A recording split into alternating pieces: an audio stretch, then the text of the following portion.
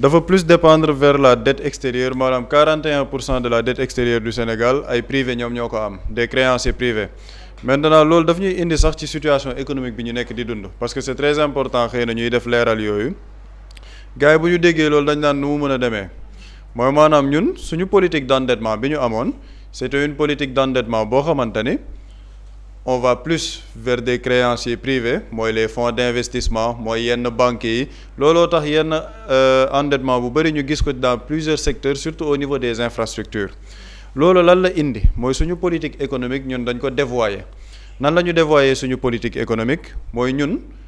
par rapport ak ñun suñu plan de développement économique en interne dañoo dépendre trop sur les financements extérieurs nan la ñu dépendre sur les financements extérieurs et li ci gën a doy waar mooy façon dette bi ñu doon am mooy créanciers yi mooy li may wax les fonds d'investissement mais aussi les obligations comme les eurobonds te loolu lan moo tax mu am des répercussions fii au Sénégal mooy ba ñuy leb foofu dañoo def une transition jóge ci ay dettes concessionnelles pour dem vers des dettes yoo xamante ne mën nañ ko tuddee une dette commerciale te ñëpp xamante ne bu ñuy dem ci dette commerciale boobu les taux day gën a coûteux ba pare maturité bi day mën a day gën a mën a gàtt te loolu nag moom moo indi situation bii ñu dund parce que keroog ñu ngi naan Sénégal fay na plus de 700 millions d'euros yoo xamante ne c'était des obligations yu gars yi jëloon ci eurobonds yi en 2018 léegi loolu ban problématique lay poser mooy au niveau de l'endettement bi nga xamante ne ñu ngi ko doon def est-ce que c'était un endettement positif boo xamante ne day mën a dugg ci économie sénégalaise parce que manipulation bi bëri na ci ndax ñu bëri dañuy gis ñu ne waaye yéen a doon casse endettement gars yi ñoom ñoo doon xeex endettement mais instant yi ñu ngi endetté wu les deux modalités d'endettement ne sont pas pareilles te loolu la ñuy ñëw expliquer mooy endettement bi ñëwoon su Macky Sall est-ce que c'était un endettement boo xamante ne day indi de la productivité économique comment mooy tey ji booy endetté wu endettement dëkk yëpp a koy def tey jii la France elle est très endettée les États-Unis defe naa bokk na ci dëkk yi gën a endetté au monde mais est-ce que cet endettement est positif au niveau de leur économie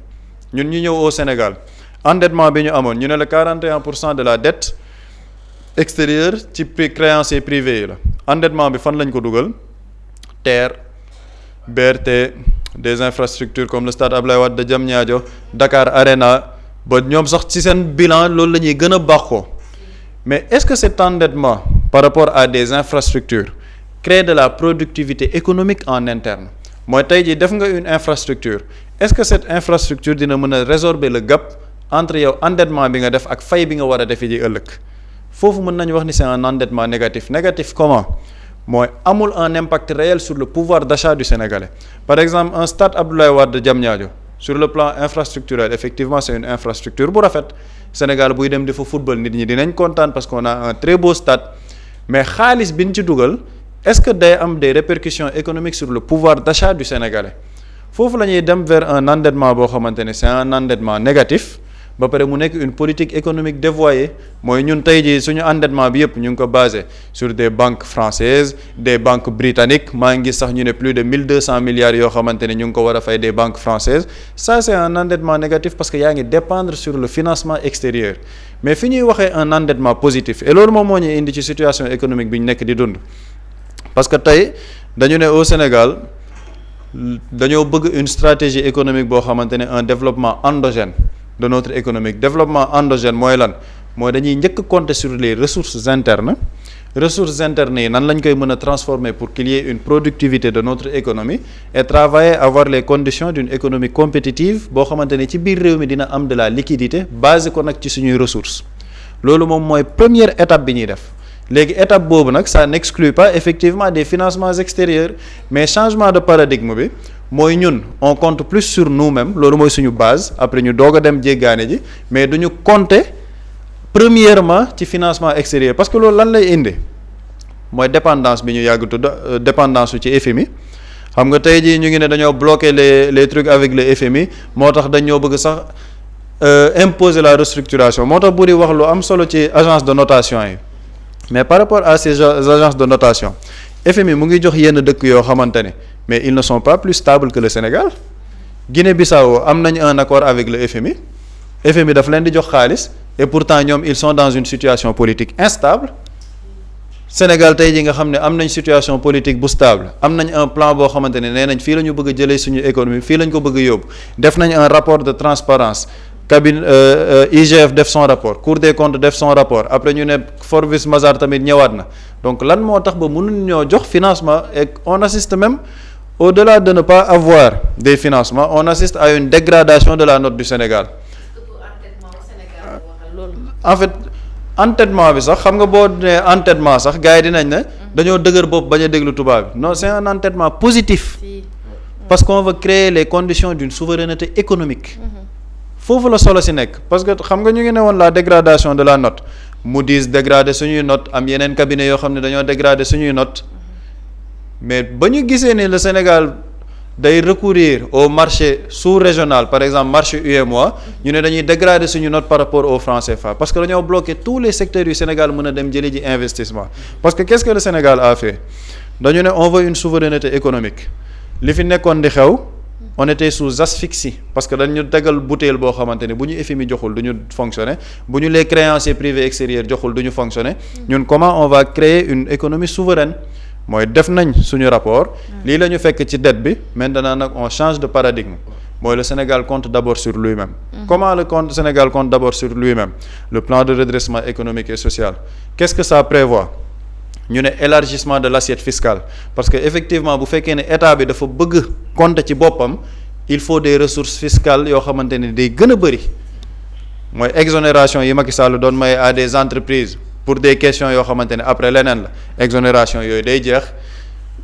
effacement fiscal bi presse bi doon laaj déedéet presse bi il faut ngeen fay fisc fépp fu ñu mën a am niche fiscale yoo xamante ne day dugg ci gafaga état ñu def ko ba pare élargissement bi mooy tous les secteurs même le secteur informel travailler à le formaliser pour que ñu mën fa am xaalis élargissement assiette fiscale bi lan la indi ñu ne tey ji par rapport à la fiscalité am na ay taxation yu ñu indi taxation yi ci lan la mobile money bi carburant bi boo koy fay en espèces ak leneen ak leneen loolu noonu yëpp pour lan la pour gën a yokk les recettes fiscales de l'État du Sénégal loolu muy un premier point deuxième point bi mooy par rapport à nos ressources naturelles comment travailler à ce que le pétrole le gaz lépp lu jëm ci ay zircon phosphate bi Sénégal mën ko réapproprier wu quand le premier ministre parle des ICS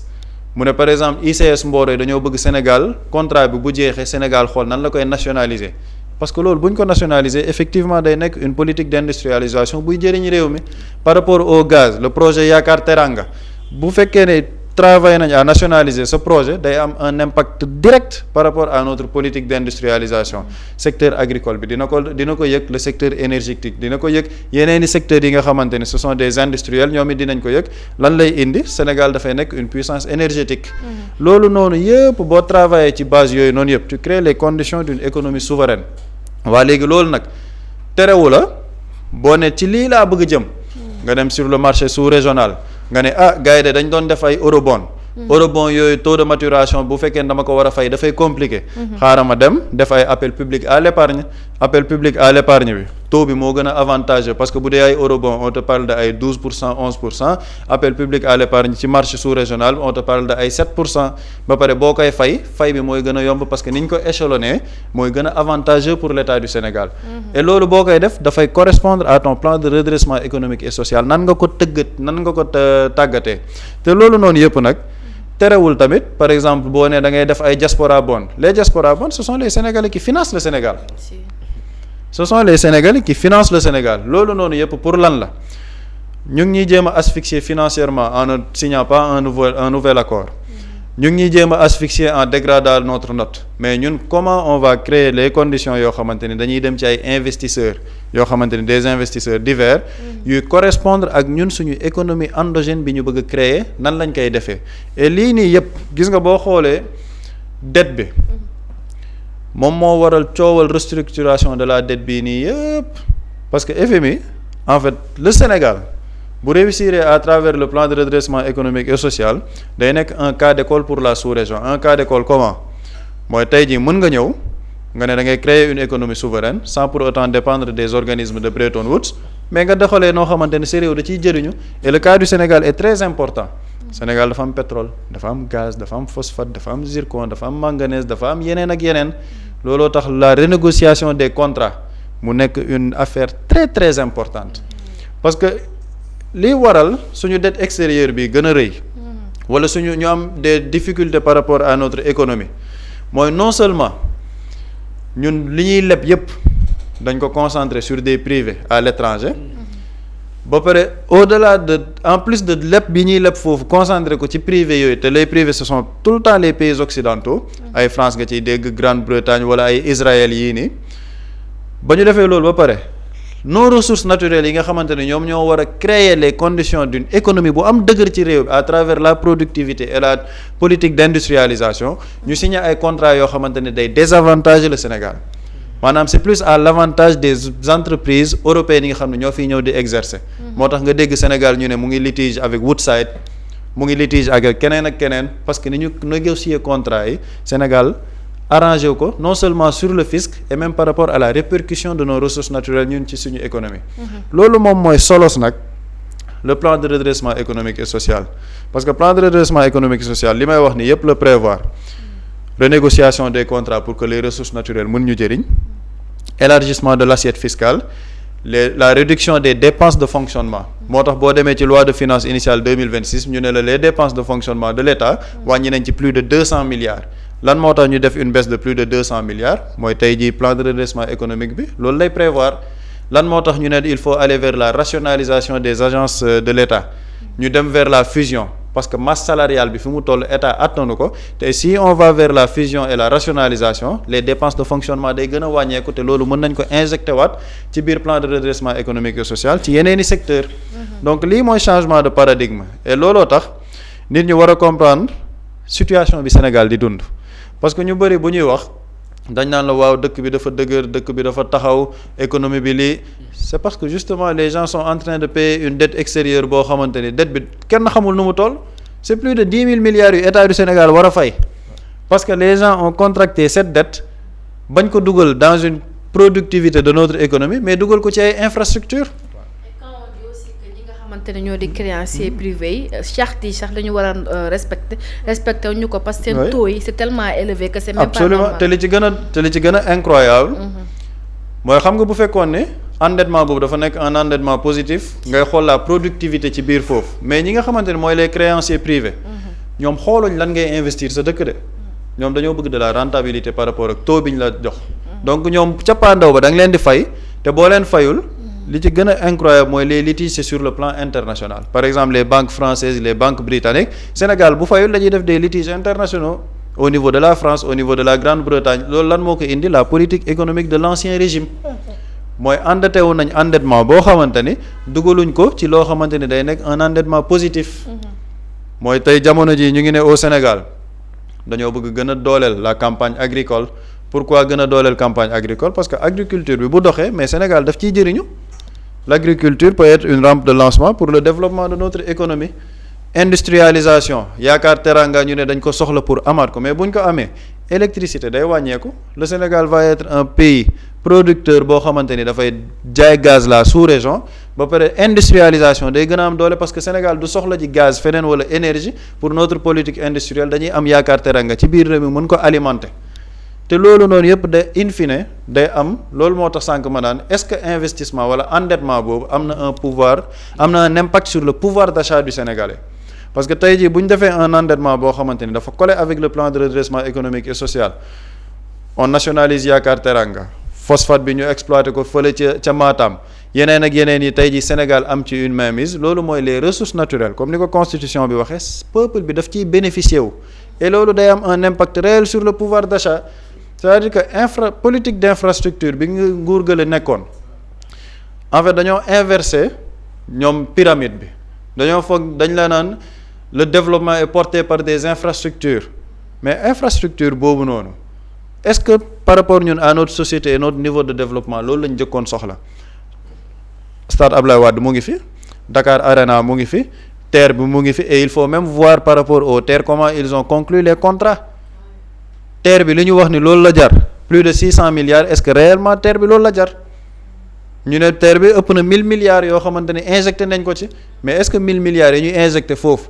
am na répercussion par rapport à notre économie foofu la ñuy xoolee endettement bu positif et loolu nag moom mooy importance su créer les conditions d'une économie souveraine parce que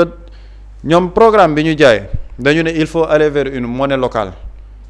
maanaam franc CFA bi ñu génn ci mais justement si tu n'as pas les conditions d'une économie compétitive ci sa biir réew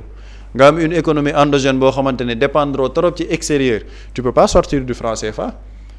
ñi ko jéemoon def gis nañ après seen monnaie nu mu ñàkkee solo par exemple la Guinée mais Sénégal bu fekkee ne da nga bëgg nga ne man de damaa bëgg dem ba génn ci franc CFA justement nag il faut poser les germes d'une économie boo xam ne booy génn ci franc CFA doo ko yëg mooy tey ji man politique d'industrialisation samay ressources naturelles nan laay def ba réapproprier ko pour mu am un impact réel dund gi wàññeeku booy investir sur des infrastructures xëy na après dinañ ci ñëw dans le domaine de l'éducation dans le domaine de la santé dans le domaine de la formation professionnelle yooyu moom mooy les infrastructures prioritaires parce que infrastructure yooyu mooy am répercussion ci pouvoir d'achat sénégalais en fait ñun foofu lañ toll ci suñu niveau de développement fi ñu ko bëgg a atteindre ci loolu nag mooy changement de paradigme bi ma jàpp ni sénégalais yi xëy na loolu la ñu war a comprendre ci li nguur gi di liggéey ci li nga xamante ni moom mooy dette bi ñu war a fay taux yi nga xamante ne ñu ngi koy engagé au niveau de l'UEMOA lan moo tax ñuy recourir ci UEMOA lan moo tax ñuy dem di ay total return swaps yooyu noonu yëpp c'est pour éponger la dette bi fi nekkoon mais éponger ko d'une manière boo xamante ni on refinance la dette parce que dette bi moom mu ngi fi dañ koy fay bu fekkee ne da ngay fay dette bi il faut t'endetter pour pouvoir gérer sa biir réew mais endettement boobu na nekk endettement positif boo xamante ni day jëm ci njëriñu sénégalais yi li ñu soxla conformément au plan de redressement économique et social et je crois que c'est excellent sax rapport bi nga xamante ni waa FRAPP def nañ ko ci parce que day permettre niveau débat bi ñu yóbbu ko foofu quoi xool par rapport à notre politique économique lan la ci état bi di liggéey fan moo ci am ay manquements comme ça les gens pourront analyser voir xool ndax état bi mu ngi ci yoon bi. jërëjëf Pape Samba ci leerali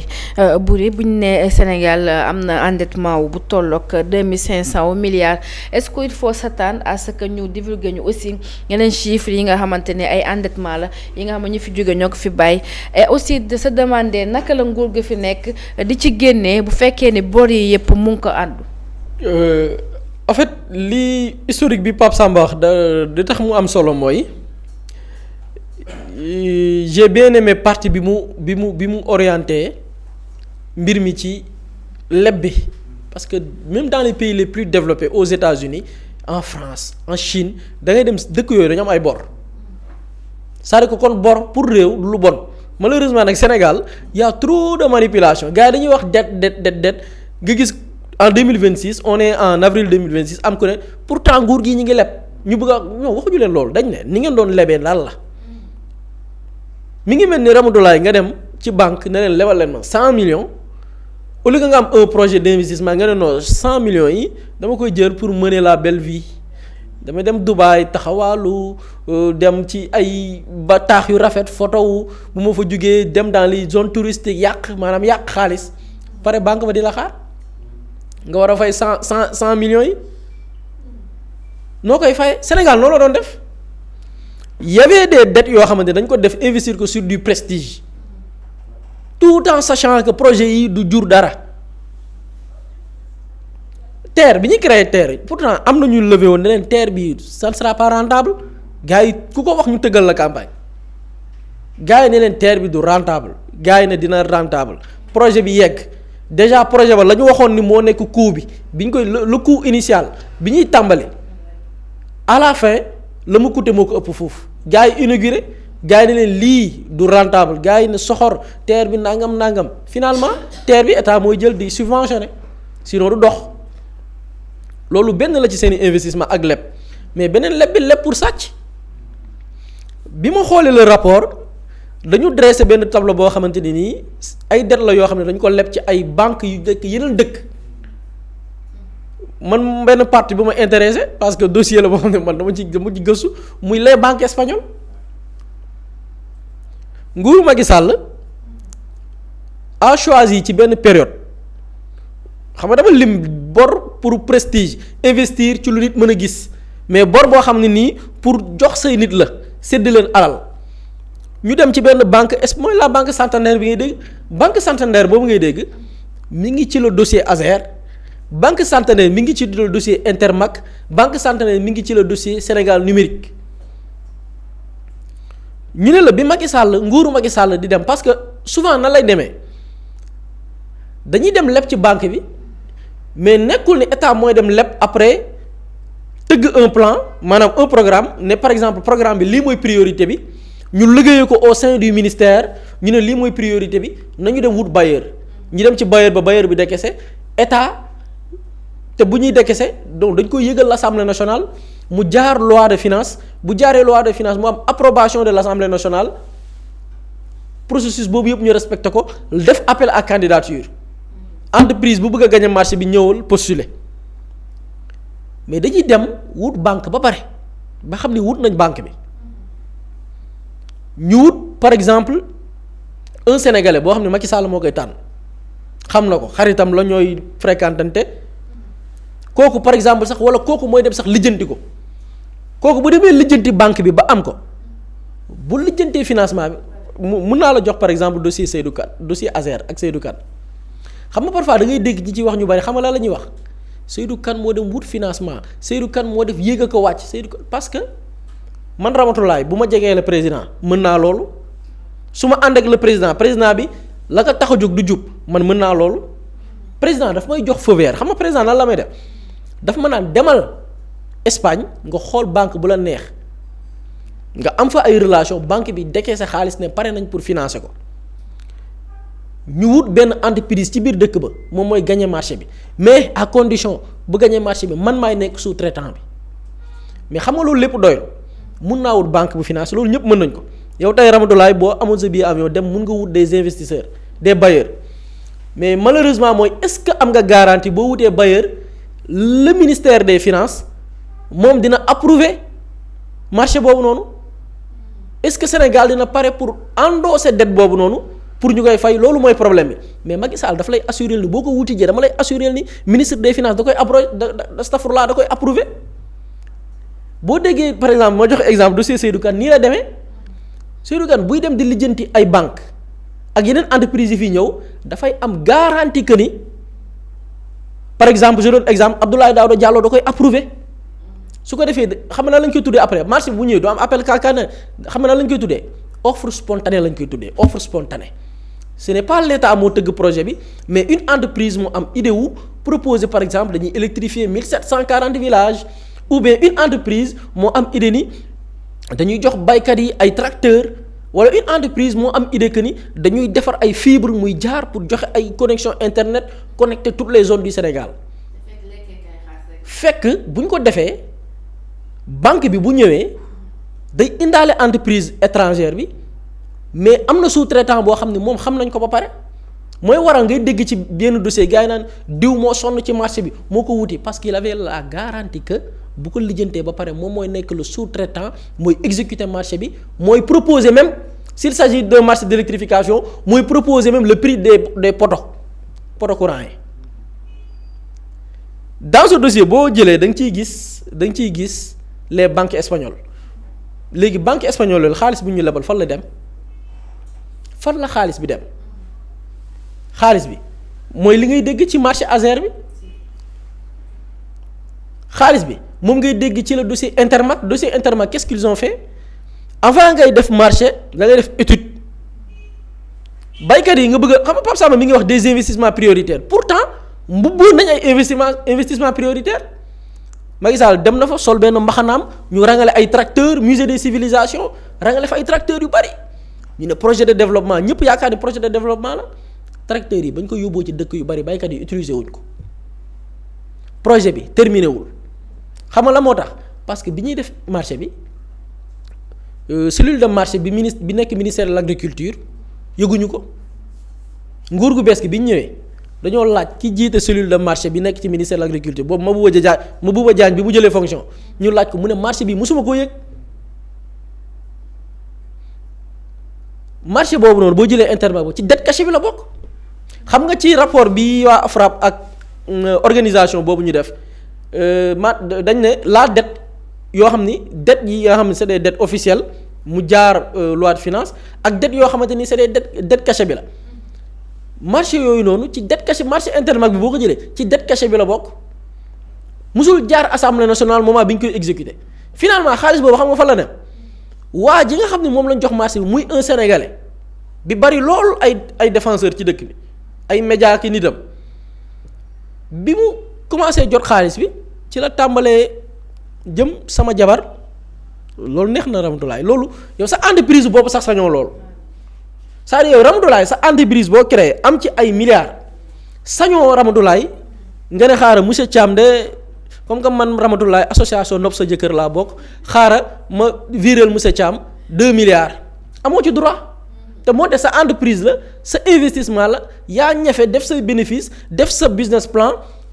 créer sa stratégie ba am say milliards mais état daf lay tere yow sa entreprise privée nga jël ne parce que association nopp sa jëkkër nga bokk nga jël monsieur Thiam di ko envoyé 2 milliards sans raison yoon daf la koy tere yoon ne la Ramatoulaye am nga ay tout tànk yoo xam ne sax amuñu sax 17 ans nga jël tout tànk yooyu noonu ne ok bëgg sa njaboot xaaral bokk naa association bëgg sa njaboot xaaral ma jël sama doom yi ku ci ne ma envoyé la 500 millions te loolu sa entreprise de yaa ko moom mais bi waxuma la entreprise mais nit moo créé entreprise am ci alalu état man sama alal man Ramatoulaye samay cotisation yow Ramatoulaye li ngay cotiser ñu la koy dagg sa salaire Pape Samba noonu keneen ak keneen ñu ne jël nañ ko jox ko nit mu koy envoyé jabaram envoyé ko doomam envoyé ko chauffeur am envoyé ko benn ancien international parce que je suis un bienfaiteur comme Direct News le bienfaiteur ci suñu alal ok suñu alal ñun bienfaiteur fii la investissement yi doon dem moo tax dans le rapport boo gisee da ngay gis des banques espagnoles yooyu marché yooyu ñuy wax ci la bokk qui sont les bénéficiaires baykat yi ña nga jooy ba léegi c'est-à-dire que xaalis ba bay la ñu mbubboo mbaykat yi la ñu mbubboo mais demul ci baykat yi nga jógee foofu am na les banques yi ñuy wax les banques régionales la dem nañ ci benn banque régionale ci dette cachée bi la bokk dans ce rapport ne dañu bëgg jënd ay équipement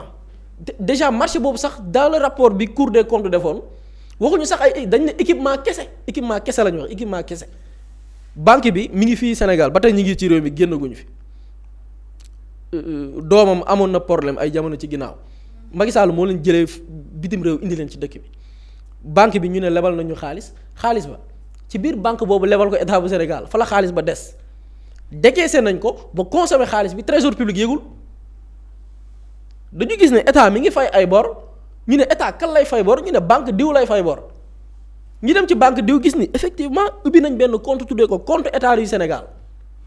ñu ne ok xaalis bi kan lañ ko crédité ci compte bi ñu ne telle date ñu dem trésor ne leen trésor yéen te li ci gën a garaaw am na ci benn compte boo xam ne ñu ngi ko tuddee compte trésor public jël compte bu tuddee ko compte trésor public te trésor public moom yëgul bi ñu jëlee enquête bi jox ko waa DIC ñoo recherché ba ne marché bi li ko taxoon jóg mooy achat d'équipement de sécurité équipement de sécurité yi kenn mënu la wax